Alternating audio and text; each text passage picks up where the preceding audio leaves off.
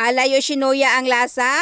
Nakaluto ka na ba? So mga besh, ito, panoorin nyo. Mantika sa mainit nga kalaha, ibubutang na naton. Kagisabay na lang ang aton nga sibuyas, mga besh. Bali, ang paghiwa ko sa mga sibuyas, mga besh, is medyo malaki na siya. Kag isa gina ka sibuyas nga dako ang gingamit ko. Ang purpose ang paglagay naton sang soy sauce, mga besh, sa aton nga sibuyas, para magka-color ang aton nga sibuyas, kag manami siya karon lang tawon. Kag igisa lang naton siya, mga besh, hasta nga mag-half cook siya, kag iahon naton, syempre mga bes, para hindi siya ma-overcook. Ini nga lasa, mga bes, is natilawan ko ini sa mga Japanese restaurant. Kay tungod inggitira ang inyong amiga, syempre susubukan naton. Kag another mantika, igigisa natin ang black tofu na ito. Hinay-hinay lang sa paglugay kay base magkarapudpud naman ang ating black tofu. Tandaan, ang black tofu na ito hindi kasing tibay ng relasyon nyo. Feel nyo na medyo mainit na ang aton nga tofu, dapat natin ito iahon. Sa mga viewers ko, kag sa mga amiga ko, sino ang nakaluto sa inyo ng ganitong recipe? Beef slice, ito ang gagamitin natin.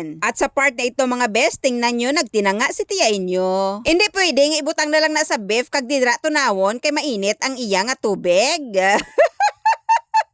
Nagpakabudlay pa sa iya. Nan, ibutang diretso, kag butangan sa tubig para pakuluan mo. Basi magtaka ka mo nga alain na tukulor ang iya nga beef. Ginblanch ko ang akon nga beef, mga bes, para matanggal ang iya nga mantika. Susunod, ilalagay na natin ang ating black tofu. Konting kalamay para sa manamis-namis at timplado na pag-ibig mo. At syempre, butangan natin sang oyster sauce, mga besh. Konting halo at tatakipan natin para maluto.